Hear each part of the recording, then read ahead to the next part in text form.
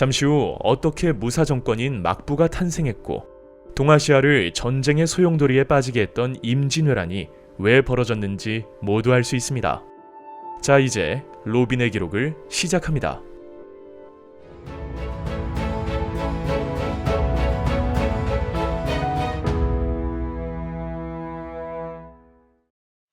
일본에서는 헤이안 시대 중엽, 지방의 치안이 약해지자 호족들이 장원을 지키기 위해 스스로 무장하고 사무라이, 즉 무사가 됩니다.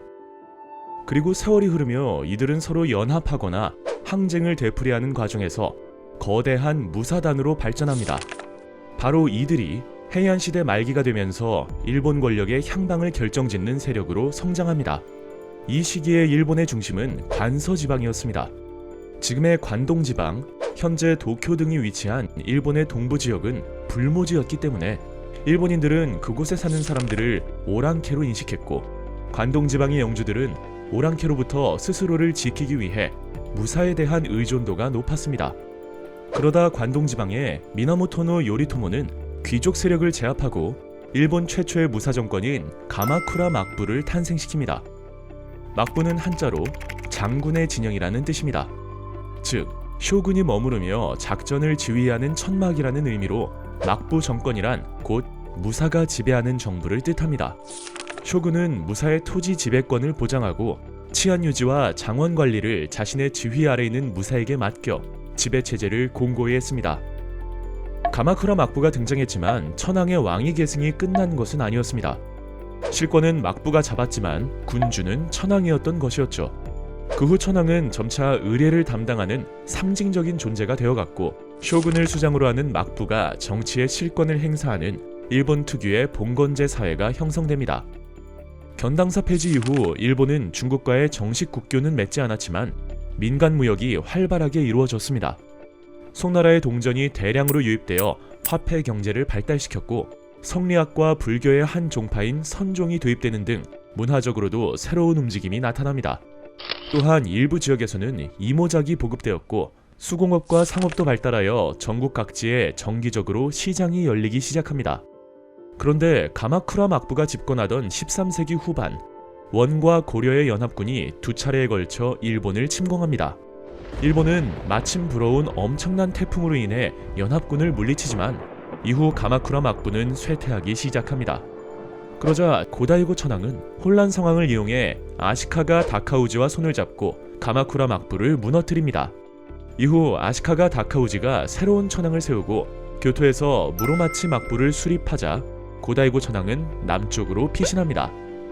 이에 한동안 두 명의 천황이 공존하는 남북조의 분열기가 이어지지만 1392년 3대 쇼군인 아시카가 요시미스가 남북조를 통일하고 전국적인 지배권을 확립합니다. 남북조가 통일되니 무사들은 충성할 영주를 잃게 되었고, 생계를 위해 한반도와 중국 대륙의 해안가나 내륙 지역을 약탈하고 밀무역을 행하는 해적이 됩니다. 해적은 명나라와 일본이 감합무역을 하는 동안 일시적으로 줄어들지만 감합무역이 끝나자 다시 출몰하기 시작합니다.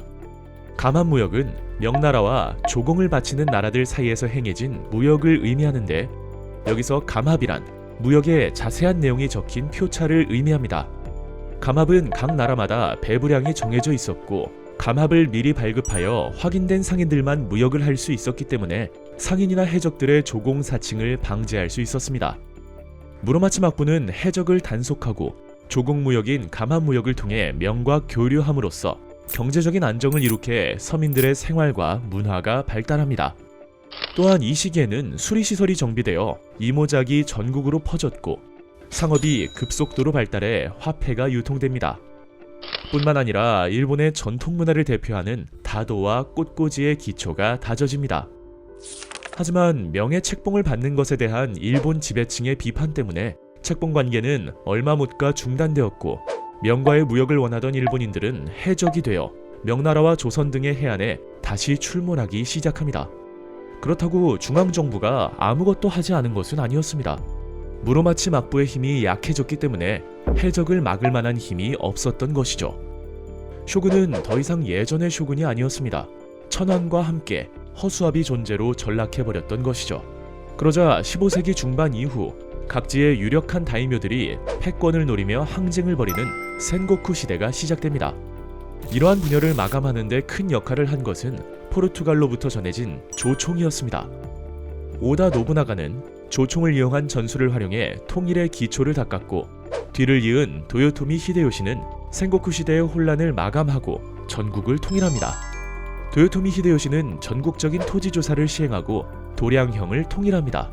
또한 농민의 무기를 거두어들이고 신분의 이동을 금지시켜 센고쿠 시대를 거치며 심화되었던 하극상의 풍조가 사라지기 시작합니다. 전국을 통일한 도요토미 히데요시는 무역의 확대와 군사력의 배출, 영토 확장 등을 위해 적극적인 대외 진출을 꾀합니다.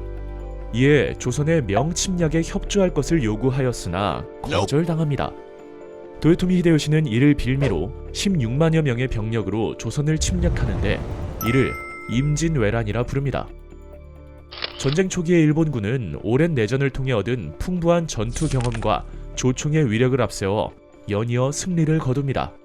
하지만 조선의 선조가 의주로 피신하며 명나라의 원군을 요청하는 사이 각지에서 의병이 일어나고 이순신 장군이 이끄는 수군이 활약함으로써 전쟁의 양상이 바뀌기 시작합니다.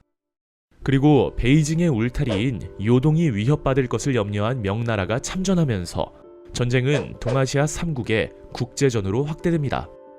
조명연합군은 평양성을 탈환하며 반전의 계기를 마련합니다.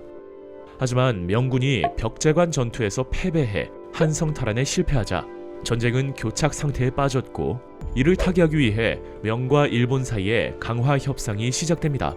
그러나 일본의 과도한 요구로 협상은 결렬되었고 다시 전쟁이 시작되는데 이를 정유재란이라 부릅니다. 하지만 얼마 후 도요토미 히데요시가 사망하면서 일본군은 철수하였고 이로써 7년에 걸친 전쟁은 끝이 납니다.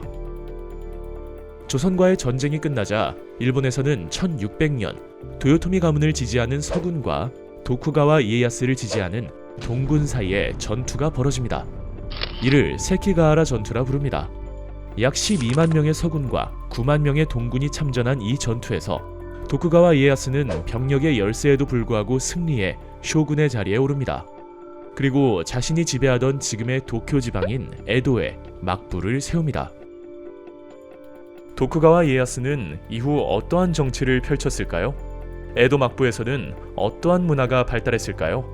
일본의 역사 3부에서 로빈의 기록을 이어가겠습니다.